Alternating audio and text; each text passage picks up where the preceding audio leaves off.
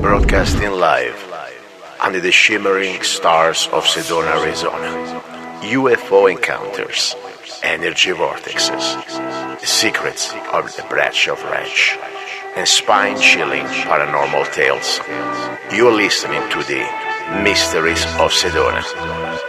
And now your host, Dr. Claudette Lyons.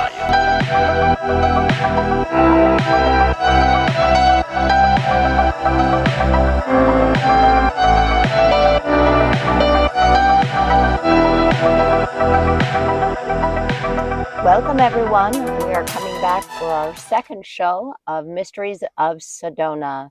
We are here live in our very exciting studio live at the Bradshaw Ranch, and it is myself, your host, and our expert, Tom Dongo. Hi, Tom. Hi. It's a great pleasure to be here today. This is my spot here. This is the Bradshaw Ranch. This is where I spent so many years. All the excitement. Amazing. Tom, we've prepared a couple of topics that we want to talk about that feel very relevant and super exciting. So the first question is, you are famous about your word and your writings on the Bradshaw Ranch. How did you end up coming here to begin with? You know, I've probably been asked that 1,000 times, and I still don't mind answering it. You know, when I first moved to Sedona, it was about 38 years ago now. I heard about stuff that was going on around here, really weird stuff, and I was just getting into paranormal research, just getting into it. So I said, no, I don't know anybody that even knows anybody about knows the Bradshaw. So I got a letter from Linda Bradshaw. I said, I'm looking, I can't believe it, you know. So I opened it up, and it was all strange photographs she'd taken out here, and she said, would you please come out to the ranch? And of course, I was, you know, shoe leather over the hill right then. You know, I couldn't. The next day I was out here and met Linda and Bob, and they were just delightful people. And I ended up spending 4.5 years here, 2 or 3 or 4 days a week. Wow. And sleeping here in my van. I had a camper van, so it was a wonderful experience. I mean, something that I treasure. You know, I'll treasure it forever. So yeah, that's. So, you know, then like I said, I was here 4.5 years. So we had, I've written books about it. I have a, you know, best-selling book about it. And me and Linda wrote, and Linda wrote one of her own books too. I don't have it. I don't have a copy of it, but so there were 2 books written about the Bradshaw Ranch. And we had camera crews from all over the world here, every week. Italy, Switzerland, Germany, Japan, especially the Japanese. The Japanese love to come here.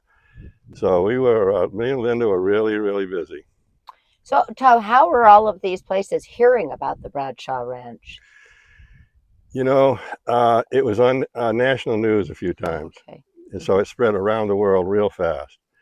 And Linda and I got to be pretty famous pretty fast. So the word got around about some of the things that was happening out here, because a lot of it was exaggerated and people loved it. You know, they wanted to hear about it and see it. So, and then the camera crews started coming, and so we were every week we were really busy with and some celebrities. We had some major movie stars and whatnot out here, and major celebrities. So we were Linda and I were real busy for a long time. Can you name one of those big movie stars for us? Yeah, and I can't think of his name right now, but one of them was the guy, he wrote the Celestine Prophecies, and at the time that was one of the best-selling books in the world. James Redford, I think, but he was, wow. And many other movie celebrities that were kind of minor, and but anyway, so we had a good time, you know, a good time with all these different celebrities. Yes, is it true Elvis Presley was here? Yeah, Elvis was here. You know, about 50 major movies were done in this area on the ranch. Bob was a carpenter, and he was a stuntman for the movies. And Elvis was here. Every major movie star that was in existence then was here. There's on the internet it talks about it a lot. And but Elvis was the main. He was here for about a week. Wow. and he and Bob got along real good. So yeah. Interesting. So then you personally were up and down this little area here with your little sleeper van, huh? Driving. I was probably on this road right here 500 times. Came Wow. down here at least 500 times. So it was a real, real epic that I'll never forget. Yeah, I'm certain that it was. And you're saying that, so drown this drive, just so people can understand a little bit, when you go beyond this green gate, what we have right over behind us is the actual Bradshaw Ranch, just so you can understand exactly where we are here in Sedona, Arizona. So we are going to come back here. We're taking a short break and we'll be back with some more exciting topics. Thank you. Hi, everyone. Welcome back to the Sedona's Mysteries. And we are here with Tom Dongo, who's our expert. And my name is Claudette Lyons. I'm your host. We are here live at the Bradshaw Ranch, and we are going to ask another exciting question now. Tom, there's a Skinwalker Ranch in Utah. How do the two famous ranches compare to each other? Yeah, that's a very good question. You know, I'm very, very familiar with the Skinwalker Ranch in Utah. I know most of the people, and I know the owner that owns the Skinwalker Ranch. And I've been able to study both intensely. And the stuff that people ask me often, did you ever get hurt here? And I said, no, not once. And we could have, all the years we were here, anything could have happened to us, but it wasn't. Nothing happened. Nothing bad happened to us. But the Skinwalker Ranch, it's a hit on television. It's a hit show, and so the things that happen on Skinwalker Ranch are very malevolent, very dangerous, very dangerous. There are creatures on that ranch, and I spent a lot of time. I haven't been down. They wouldn't let me down on the ranch, but I know a lot about it. I've talked to the people and all that. So the difference is, this was malevolent, good here, and bad on the Skinwalker Ranch, markedly so, because we could have been hurt many, many, many, many times, and there's been a lot of cattle and people hurt on the Skinwalker Ranch. So if I was invited to go to the Skinwalker Ranch, I probably wouldn't. I was very close to it a couple of times, but so there's a great difference between the Skinwalker and the Bradshaw Ranch. The Bradshaw Ranch is as famous now as the Skinwalker Ranch is, but for a different reason. There's been nothing ever bad happen here, and I've seen it. You know, the books I've been on television. Probably 50 times, worldwide television, being interviewed about the ranch, and it was nothing but good that happened here. No bad. So yeah. That's interesting. So there's definitely quite a difference between the two. Well, you know, I know the people that run the Skinwalker Ranch, and I did a talk near the Skinwalker Ranch on 9 o'clock on a Friday morning, and 500 people showed up. So that was a culmination of my speaking career. I haven't done too much after that, but the Skinwalker Ranch fascinates me as much as because I know a lot about it. I know everything about the Skinwalker Ranch as I do Bradshaw Ranch, and the Skinwalker Ranch scares me. Some of the things that happen on the Skinwalker Ranch really scare me. From a psychic, I'm a well-known psychic and remote viewer. I've been called one of the world's best remote viewers, and I can scan things from a distance. I was trained at the Berkeley Psychic Institute how to do that, and I'm very good at it. So I've been able to scan some of the worst things that happen on the Skinwalker Ranch, and it's scary. It really really scary. Well, like for instance, the one thing that scares me the most, one of the things is a dire. It was as big as a dire wolf trotted up to the ranch one day, and it grabbed a steer. It was basically friendly, and it grabbed a steer by the nose. A little baby cow, a steer, and it was trying to pull it out through the fence. And the rancher shot it with a 45 5 or 6 times, and then shot it with a 30-06, which would you could the 30-06 would bring an elephant down. And the thing just let go of the calf and looked at the people and just trotted off. And the 30-06 blew a chunk of flesh off its shoulder, and it was putrid. It was rotten. Yes. But the wolf was, it stood about 4 feet at shoulder, so that's enormous. So that kind of stuff. I'm notorious for being kind of reckless, but that sort of thing scares me. It scared them too.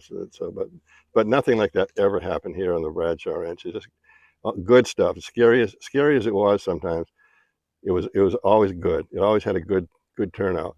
Oh yeah, and I want to talk about Linda's husband, Bob. Bob, we were all real good friends, and Bob, actually, we're opposite the old apple orchard here. Apples never grew here because there was never enough rain, but he had an apple orchard right here. And Bob was on national TV several times with this story.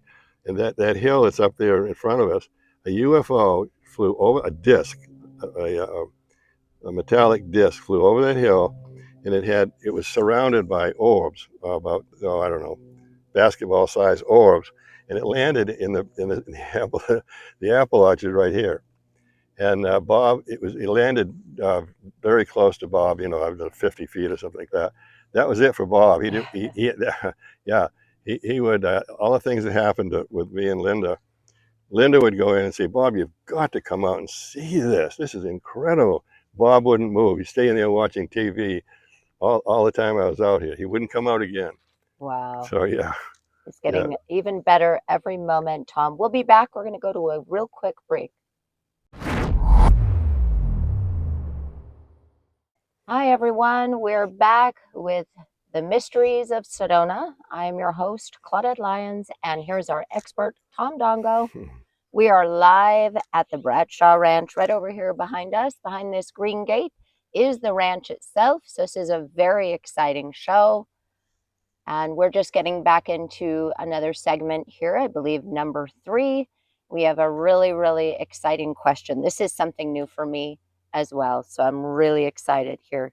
Tom, Linda Bradshaw talked about white Bigfoot on the ranch. She named it Big Girl. Could you please talk more about that? Oh, yeah, that's a really exciting time for me. All the crazy stuff that went on out here at the ranch, I had a hard time believing Linda about a Bigfoot, a white Bigfoot. I really did. And I really had a doubt in my mind, Well, Linda would feed it. She'd go out at night and put grapes and whatnot in it that only a Bigfoot could reach it, or a human that was 7 feet tall. Raccoons couldn't reach it, and it was always gone in the morning, and it would leave sticks on the ground. Wow. In a certain form. Yeah, she'd make sure the ground was clean, and it would leave sticks. Whatever ate all that stuff, it would leave sticks in a certain formation. And I've learned that Bigfoot do that. It's their way of thanking the person for the food. So I just remember this. They had ranchers. The guys that worked on the ranch thought we were nuts. I mean, me and Linda and Bob, they thought we were, a couple of paranormal freaks, about the stuff they thought. So they some of the ranch hands one day went deer hunting down on the other. There's deer on the other end of the ranch, and so they got their rifles and went out. And about 10 minutes later, Linda said she heard a blood-curdling scream, and these guys come running back, doing a 100-yard dash, threw their guns in the corner, ran out the door and said, we believe. So I got a big kick out of that. Sometimes it takes that to make a skeptic believe. They got to experience it themselves to see it. So one day, there used to be an old western town down here. A lot of John Wayne and Elvis and all were filmed there. And all the major film stars in the 50s were here. And so the ranch is completely, the old ranch is completely fallen down now, the movie studio. And so I was down there one day, and still having trouble with this, the whole big girl thing, So there was nobody else around. Nobody can get down to it because there's cat's claw all through the hills here. And you can't get through cat's claw. It's got cat claws all over it. Oh. The cowboys call it a comeback plant. If you try to go through it, you'd have to come back to pull yourself off the cat's claw. So nobody else could have been down there. And so we were coming back. We were going up on the hill, and something picked up a 2x4 and slammed the side of a building 3 times. And Bigfoot do that, I've learned. And so there was a Bigfoot with us down there somewhere all the time we were there. So after that, I was a believer, and Bob, the Bigfoot laid down one time. It's in I think it's in my book. The Bigfoot laid down, and you know how people do a snow angel in the snow. Yes. It kicked its back foot, and it was about 9 feet tall. And Bob came out, and he's been an Arizona rancher forever. He was an old redneck rancher from way back, because he bought this ranch in 1949, so that's a long time ago, for $6,000.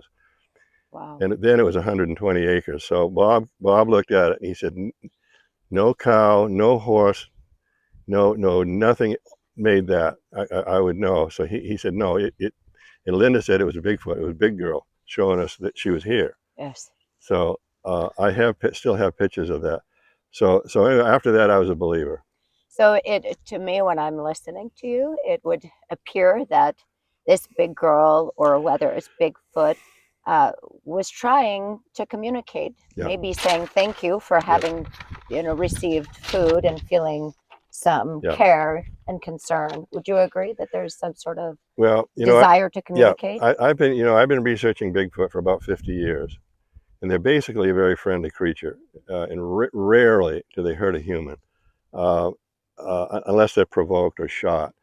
So they're basically a very peaceful creature. And Big Girl was here. And actually, Linda got to be. I never saw the Bigfoot, but they're here. They're tracks. Even just recently, they've gotten Bigfoot tracks here, real ones. They're not. They're not. They're real tracks. I've seen them. So. Even right where we're sitting, we've seen strange tracks here of creatures coming and going. We couldn't. I grew up in the woods in Maine, and I've been all over North America, so I know all the animals. And whatever the right here where we're sitting, the tracks I couldn't identify them. This is getting really good, Tom. I can't wait to get back to our next question. We are going to take a real quick break. Please make sure you join us again. Hi, everyone. Welcome back to Sedona's Mysteries, the Mysteries of Sedona. I am your host, Claudette Lyons, and I am here with our expert, Tom Dongo. We are here in our live studio at the Bradshaw Ranch, right behind us at this green gate. Behind this gate, down this little pathway, is the ranch, and you're going to hear birds. You might hear a couple little flies. We are literally out here in the wind. So thank you, Tom, for joining us. We have another very good question. I'm loving our conversations here. Now, you and Linda have written best-selling books. You have a book here called Merging Dimensions about you and Linda's research. Can you comment, please, on some of this book, some of the content for us related to the ranch? Well, the entire book is all the photographs that were taken here, and these are real, authentic photographs. The whole book is about the Bradshaw Ranch and what happened here. And actually, I just thought of something.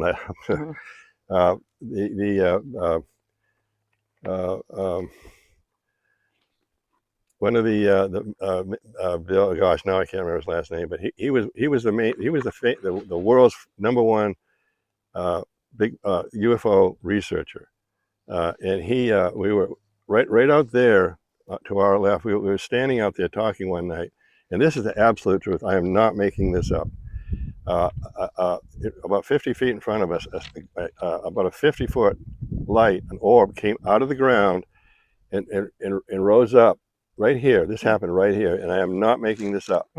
So it got up to about 50 or 100 yards, and it turned into an airplane. Engine Wow. noise. It was at night, the flashing lights, and it flew right over Sedona. Mm. And he later in a national magazine.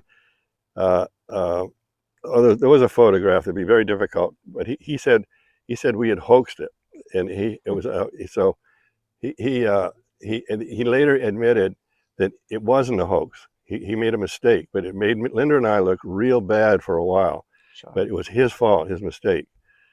So yeah, so that was one of the interesting things that happened out here that we had to deal with. Yes. Anything else super exciting? Oh God, yeah. You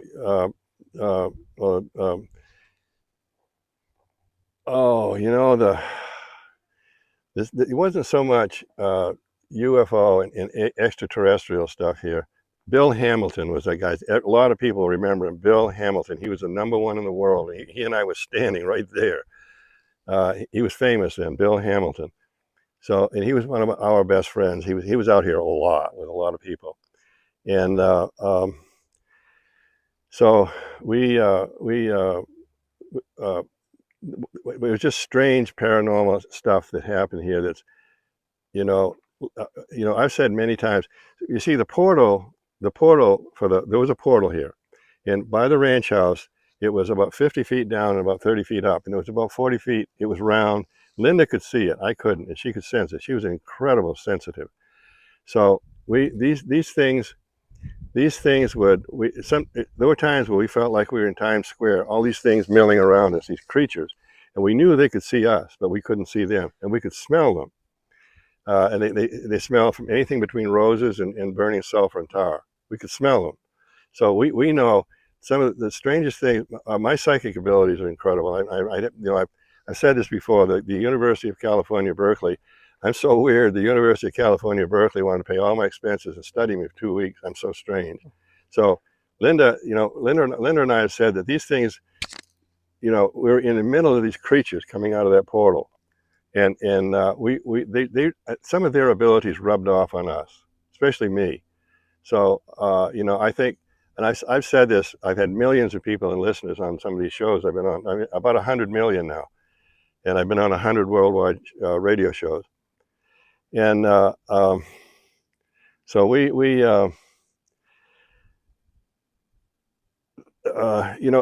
I've said that Linda and I, probably only a handful of people ever on this earth had those kind of experiences, brushing up with interdimensional creatures, and we could both feel it. We could, we talked about it, and some of these things, like for one thing, and this really happened. Linda and I, we couldn't afford a lot of stuff, so we had 35 millimeter cameras, just simple point and shoot film cameras, and 2 spotlights.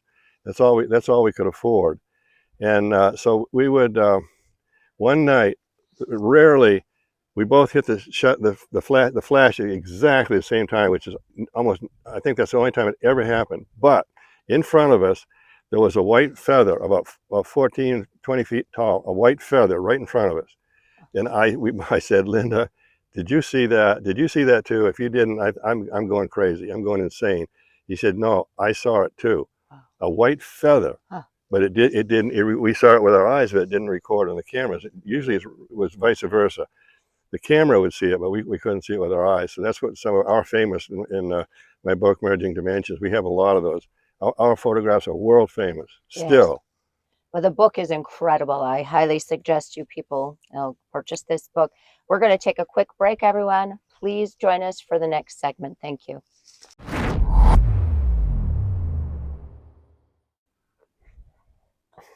Hi, everyone. Welcome back to our amazing show, The Mysteries of Sedona. I'm your host, Claudette Lyons, and we have our expert, Tom Dongo, here. We are live at the Bradshaw Ranch. Behind this green fence is the little pathway, the little driveway that brings you right to the ranch, and then a panoramic view around. We have the nice blue sky. You'll hear the birds, a couple of flies maybe. And we are getting some more really good information. So we're happy you've tuned in here. Tom, in your 4.5 years here visiting the ranch, what is the scariest thing that happened to you and Linda? Oh, I just thought of a couple more that, but well, I'll start with this. I got another one too. Don't let me forget. I can get really absent-minded. Uh, we used to see over there, look like airplanes landing at the Cottonwood Airport, but it wasn't. After about 2 years, I said, I remember one night I said, Linda, I don't think those are airplanes. So we started looking at them, and we started playing games with our spotlights. We had 3 million candle power spotlights, and we started playing games with them to see if they'd react. And they did. I had one night. We go like this, or do Morse code, 333 222, that, and they would flash back. So we knew they were alive. They were living creatures. And one night, I'll never forget this as long as I live. I took the spotlight, went back and forth like this, just flash, bright flash, and the thing tried to mimic the spotlight. I mean, it was absolutely an incredible experience. I'm sure. So we knew those things were intelligent. So when Linda, we finally were able to afford. There wasn't a video camera that would film at night back then. But Panasonic came out with one, and Linda bought one. So the orbs that were they started coming towards the the ranch. These we thought were landing lights at the airport. Excuse me. So they liked Linda. They didn't like me for some reason. But Linda. They would follow Linda. She'd go back to the ranch house, and these orbs of light would follow her. Uh-huh. So one night she walked forward, but she put the camera behind her and turned it on, and there were orbs following her. They were darting back and forth between the trees there, and they were following her back to the ranch house. And unfortunately, Linda died a few years ago, but she took all that footage with her. Plus some of the we photographed some of the tracks of a creature. I'll talk about that now, that creature. But we were here one night, and Linda and I were both, we knew all the sounds in the desert, the javelinas, the coyotes, everything, the whole deal. And we were right down there, and the Bradshaws had 7 dogs. Any dog that wandered on the ranch, they'd keep it. So they had 7 dogs, and one night we heard, actually right here, there's water in that creek occasionally. So we heard this roar, this grunting sound. I said, Linda, does that sound like a mountain lion, a javelina? She said, no, it's not any of those. So the creature went actually behind us. It would have gone behind us and was walking by the apple orchard, and it roared like an African lion. Wow. Scared the hell out of us. It really did. So all the dogs jumped up simultaneously and charged. So we thought we were going to hear the sounds of dogs being torn to pieces. They didn't make a sound, and so they came trotting back and it went down. But there was a corral at that end of the ranch, and another corral up here, and there were about 7 horses and 2, and they started screaming. Wow. And I've asked people. The raise horses, have you ever heard a horse scream like a woman? And they say, no, never. Well, all these horses were screaming like a woman. Wow. Being killed or whatever. And so the horses at that end were trying to kick their way out of the corral, the boards on the corral, because the creature got close to them. So the next day, Linda and I quit after that. We thought we knew it. It was actually on a ridge above us looking down. We thought it was in the trees. So that's when we said, enough for the night, so we quit. But the next morning we flagged off the tracks where it went near the horse corral, and my stride, I'm 6'3", and my stride is 27 inches, and it was 72 inches. That's an enormously tall creature, and we staked them out, and it was really impressive to see that. And Linda took those photographs with her. I don't have them, but it was extremely impressive. Yes. So those are some of the adventures that Linda Bradshaw and I had here, and it was just breathtaking. That is incredible to learn about. Thank you, Tom. Everybody don't go anywhere. We're going to return after a quick break. Hi everyone, we are back. This is the Mysteries of Sedona, and I am your host, Claudette Lyons. And this is our expert, Tom Dongo. We are live at the Bradshaw Ranch. We've got the nice blue sky above us, and we're getting into a phenomenal question right here. Tom, is there still a high level of strangeness that's occurring on this ranch today? Yeah, there is currently every day. It's always different. You know, the paranormal, like the UFO activity around here. It's different. It's around Sedona. Sedona is notorious for UFO stuff, but it's changed for the last 30 years. It's still here, but it's just changed. It's different. So there was one. I had a meeting with I could name their names, but I won't. They're famous researchers, and they were here, and I had a meeting. I interviewed them for 2 hours in Sedona, and they'll probably know. They'll probably see this. So they had everything: ground penetrating radar, all the listening stuff, and night vision. They had the works. They had everything that most researchers would kill for. Would be love to have. So anyway, they came here and they spread out. They I get a kick out of telling this story. So they spread out and looked down on the ranch, and about, well, it was after dark anyway, and on that hill behind us, which is pretty steep, and the road goes this way, but there's nothing on that hill. Even a tank couldn't come down that hill because it's so many trees on it. So they saw a car stop on the top of the hill. That's Bradshaw Hill up there. That's called Bradshaw Hill. And they saw lights, two lights stop on the top of the hill, and so they're watching it and they're filming. They filmed everything. And these guys are famous. These guys are dead serious researchers. You know, no BS stuff. I mean, these guys knew what they were doing. So they said then it looked like they couldn't remember where the road was because it was hard to see. But see, the two lights started coming down the hill, kind of weaving back and forth like this, and then they realized there was no road there. Oh, wow. But this thing was coming down the hill, and it got down here. And you know, the property here is owned by the U.S. government now, but it's leased by the University of Northern Arizona.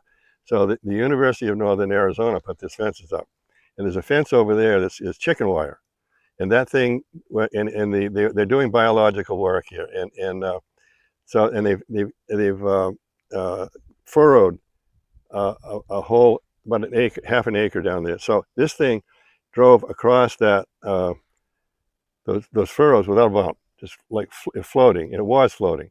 So it came, and the two guys on the top of the hill over there could see, and so all this stuff is just almost hard to talk about. So weird. So anyway, the two guys that were on top of the hill, this guy, all dressed in white, walked through the trees, and you can't get. This is really the only way you can get down here. You got to walk an awful long way if you come the other way because there's no roads, or you can't go through the cat claw up there. It's impossible. Wow. I've tried it. So anyway, this guy comes from nowhere, and these two guys are up there watching him. He's all dressed in white, and he goes around behind the ranch house, and then walks back and disappears. So this car is coming, and it had headlights, tail lights, the whole deal. So it came through that furrowed field over there and parked behind the ranch house, and this girl got out and walked real fast. You know, the whole thing, it looked like a car. The dome lights came on, the whole deal. So she got out, and she was dressed in white. So she went around to the back of the ranch house, and then went back. And the first thing I said, did she have time to pee? And they all said no. So anyway, she got in the car, the door slammed, and the car drove back through where a Jeep or a tank would be hard to get through this. And they went back up the hill and disappeared. So I love this stuff. I mean, the weirder it is, the better I like it. I've been saying that in my speaking gigs for many years. So anyway, the guy, I mean, like I say, these are seasoned researchers. These people know everything. So the guy in the middle, there's a windmill there. That windmill, I never, all the time I was here, I never went up to that windmill. Never went up to it. 4.5 years. But he was positioned by the windmill, and the ranch house was right in front of him. He turned around and got lost. He went up over the hill and got lost.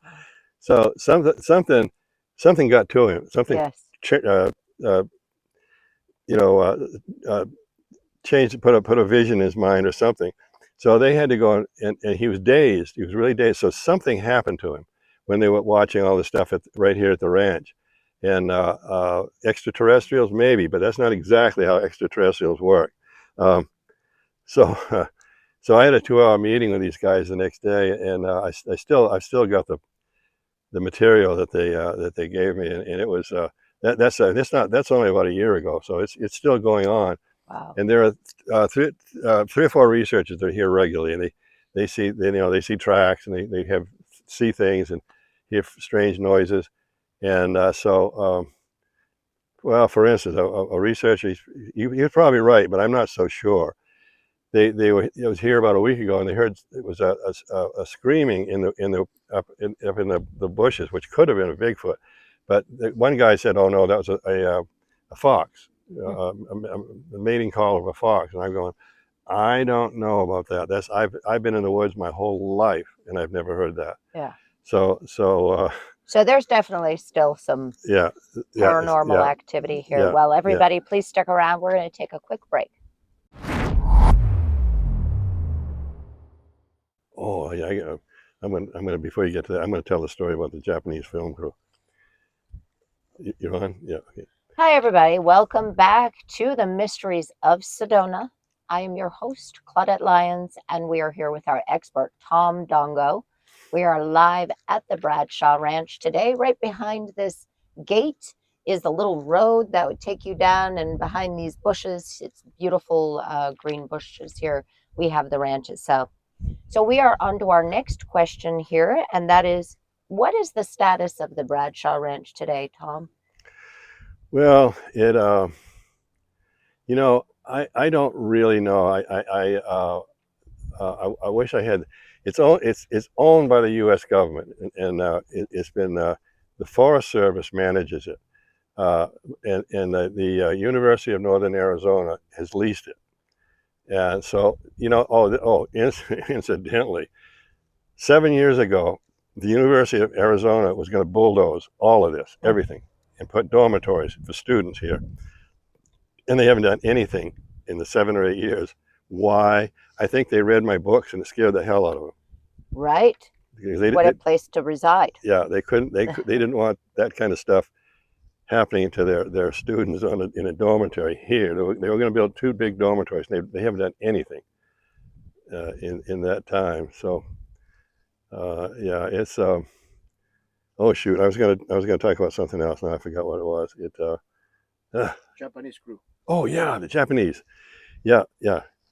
So I get a kick out of this. There used to be signs all around here. It was actually this fence behind us that they used to have property of U.S. government. Violators will be prosecuted to the full extent of the law. So I said they wanted to go down to the ranch. So I said, well, yeah, okay, make sure you get a good shot of that first before we go down there. So they did. It was shown all over Japan. Property of the United States government, prosecutors will be, the violators will be prosecuted to the full extent of the law. So it's actually this fence behind us. So I took those I can't remember what they called. They were huge cameras. So I was on this fence. So I took the guy's camera. These are $100,000 cameras. So we went down to the ranch house. We were wandering down there, waiting to see if any headlights came down the road. So we were gonna beat it out of here. But they showed that all over Tokyo, all over Japan. And so in the middle, I said, we were all surrounded the ranch house down here. And I said, do you guys hear that? My hearing is not that good. But I said, do you guys hear that? And they said, no, we don't. So let's go this way. So we went closer to the kitchen in the ranch house where I've been many times. And there was a sound coming out of that kitchen that was so creepy, it scared the hell out of all of us. Really? So we grabbed all of our stuff, the cameras, and I grabbed it, and we ran. We ran because we thought it was some kind of an alarm.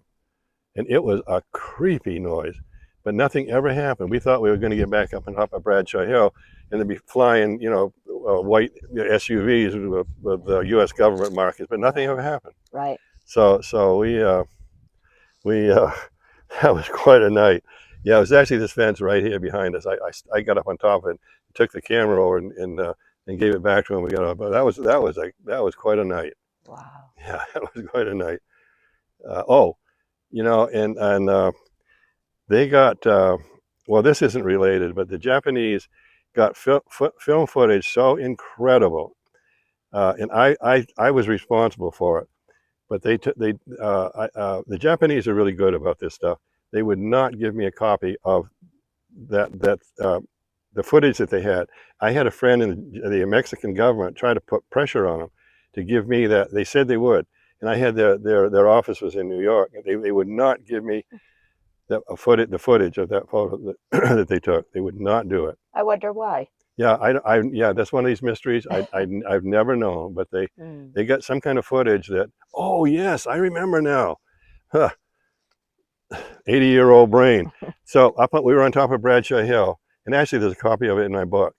I used to get interviewed so often I got bored. The lights on me, the cameras, setting up the camera. So we were up on top of Bradshaw Hill, and I was sitting there bored, waiting for him to get done, and a UFO materialized right behind the film crew. Wow. And the half of them could speak good English, the Japanese guys.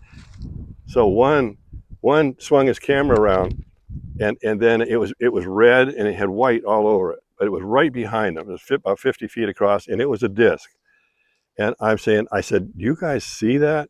Turn around." So the cameraman had the camera going, so he got. I said later to the producer, "Did you guys get it?" And he said, "We got 3 seconds of it. That's enough." Wow. Full frame. And they got, I could only see this, but they got full frame. Right. And the cameraman was shaking so bad.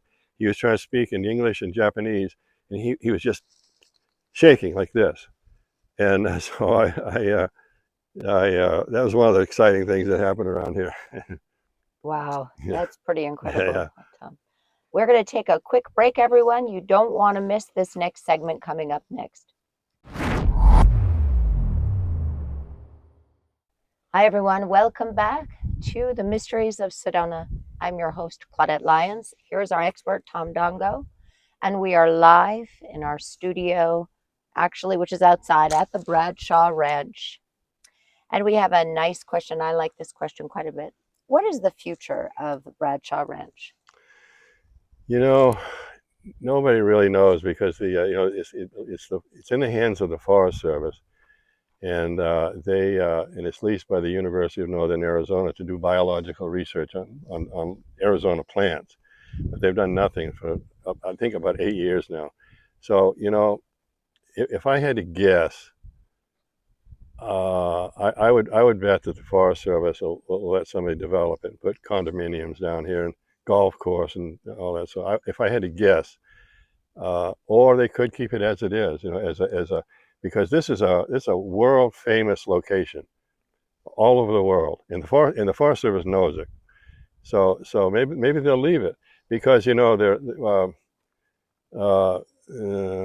better not talk about this, but so nobody really knows. It's just really it would be a guess what they might do it, but this is a prime location. So, and property around here is extraordinarily valuable. So it's really anybody's guess. But I really hope they leave it as it is for all the people. There's so many people that are really into paranormal research and study and the unusual things. So maybe they'll leave it as it is for people to experience, because people love to come here, absolutely love to come here because of what went on here, what happened here, in the past. So yeah, we can only hope that it's left as it is. That would be my absolute best wish.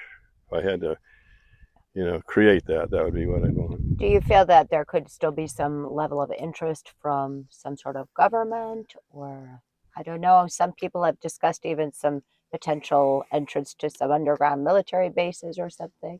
What do you think about any of that? Oh boy. You know, I know the world's best expert on he's in Brazil now. But there's a tunnel that was drilled right underneath us, right exactly underneath us. And the History Channel was here a few months ago and did a documentary. And they had ground penetrating radar here. And the Bradshaws, something drilled an enormous hole through here, probably 50 feet. And they said it was about 50 feet. So the History Channel, it was called Beyond Skinwalker, the show. And they put ground penetrating radar around here, and they found the tunnel. And when it went underneath the Bradshaw Ranch, Bob and Linda said everything was shaking. The water pipes were shaking. The windmill was shaking, and they could hear the drilling going underneath. It was an enormous machine, whatever it was. And our government does have drilling machines that can bore a 50-foot tunnel. And it went right under the ranch. And when the History Channel was here with Beyond Skinwalker, the program, their radar, their ground penetrating radar, validated that there's a tunnel. We're sitting on it right here. It might have been drilled by extraterrestrials. Could have been, easily could have been, because there's a tunnel system. I was told this. A man in the U.S. Congress said, "Tell Tom Dongo, but don't tell him my name, but tell Tom Dongo he's right. The tunnel system goes from Jerome, which is about 10 miles that way, through here to Secret Canyon. It goes north to the Army depot. It's where they store munitions, and then from there it goes to Las Vegas, and then to Area 51. But he said Tom Dongo doesn't know about that northern part, but he's right about the tunnel system. It's there. And he said, you know, he was a U.S. congressman, and at the time, the military was swarming around here. There was something going on, and he called this guy. He was a U.S. congressman, and he said, "What the hell is going on in Sedona? I'm hearing it all over Washington." And he said, "I don't know." But so the military was swarming here. There were attack helicopters flying treetop level, loaded with bombs and rockets. And when was this? Well, it would have been in the 90s. In the 90s. Yeah, in the 90s, yeah. But it happened. I was there, Sure. and there were about 6 of us researchers that were active here for time, and we went nuts gathering information. We think a UFO crashed here, or a super secret fighter jet, and it crashed on Secret Mountain. Secret Mountain is about 3 miles to the right of us. And all this stuff, there were 14 attack helicopters on House Mountain, because my friend Claudia Sanderson counted them. So it was a pretty wild time. It really was. I mean, you know, wild things happen here. But we think a UFO crashed. Oh yes, and I almost forgot. And this just happened recently in Las Vegas. I saw this. There was a flatbed truck, a huge flatbed truck, where the tarp was this thick over wreckage. There was some kind of wreckage. It was hauling out. They were hauling it out.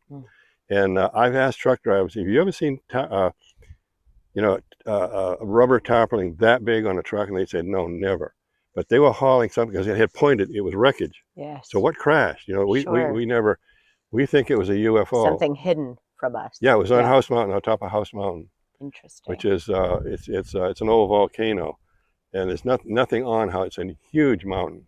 Yeah, things they don't want us to know about. I guess, well, they didn't know us. Some of them. Yeah, they sure didn't want us to know about that. Wow, well, this is really good. Go ahead, and we're going to take a break, everyone. We'll be back soon.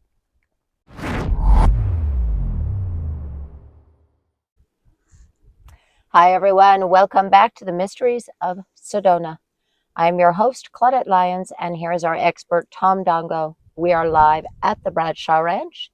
Tom, to finish off this show today, the question is, what is your motivation, your inspiration, your intention with shining the light on these experiences that you've had over the years here at the Bradshaw Ranch with everyone?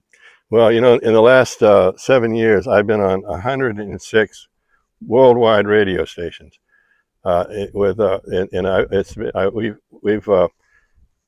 I was on Coast to Coast 3 times, so prime time. So there's 30 million people right there. So so I've been listened to by about 105 million people, something like that. I want to know what the hell is going on. That's my whole drive in all of this. I want to know what the hell is going on. And I've been called one of the world's best remote viewers, and I've been able to prove it many times. I've proved it, and so I'm using my abilities at 80 years old. I want to know what the hell is going on. What's really going on this planet? Right. Like the Bradshaw Ranch, the Skinwalker Ranch. It's a mystery. It's a mystery nobody can understand. Nobody. I mean, I know the best of the best. The top researchers, and none of us know. None of us. Yeah. So I'm trying to find out and blast it all over the place. I tell people, when these shows I'm on, I said, when I find out, I'm going to blast it all over the place. I never keep anything, and I let everybody, whatever my stuff is, I let them use it. If we may have a theory, Tom, your theory, this is kind of, after all these years of experiencing and watching and learning, it may be just an unproved theory, but what is your theory? What do you think is going on? Oh, let me think a second.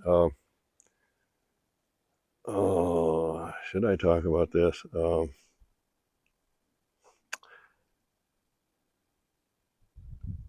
Yeah, I'll talk about it. Yeah. The wind blowing across my eye. Yeah. Always. That's why I don't ride a road bike anymore, because the wind, I can't take the wind on my eyes. Yeah. Okay, I'll talk about this. Okay, go ahead. You on? We on? Yeah. Yeah. Okay. Well, what's my theory about what's going on? I was on Coast to Coast one night, and Connie Willis is a great friend of mine. She was the hostess that night, and people ask me what's going on in the world. So I had an experience remote viewing, and so I said, Connie, I'd like to talk about this if I could. She kind of didn't want me to do it. I said, Connie, I'm going to talk about this. I've got to talk about it. So I did. So what's going on this planet? Is it something? It's something nobody understands. I know, because I know the best of the best. So I said, Connie, I have the ability. I was trained at the Berkeley Psychic Institute to track somebody. Anybody thinks of you, it's going to leave a trail. It's an energy trail. And so there was the Missing 411, David Paulides, one of his shows, one of his people, he was a deer hunter that disappeared, vanished, poof, gone. So, and I was going to investigate that too, because there's about 3 million people that just poof are gone every year. So I was going to be the head doing that. I gave up. It's too much. So anyway, I said, so I tracked this guy, and somebody asked on one show, he said, well, you're going up or you're going down? Like hell and heaven, right? So I said, no, we're going up real fast. And then I was going faster and faster and faster, and somebody slammed on my brakes. And I'm using remote viewing here. And a voice said, this is as far as you go. So I learned, this is a long story, but General Stubblebine, who was in Denver with about 800 of the best remote viewers on the planet. So he had said that none of us know how to get through this wall, and I did. I learned early on how to get this wall. So there was a wall in front of me when this guy stopped, said, don't even, he says, this is as far as you go. So I'm looking at this wall. I could have got through it easy.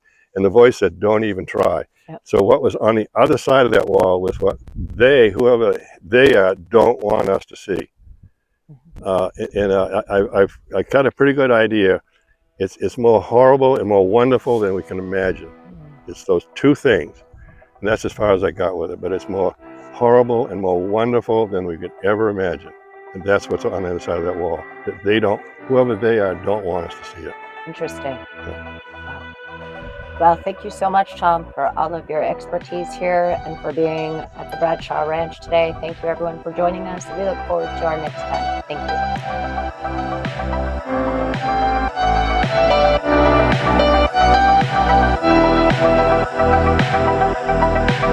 you.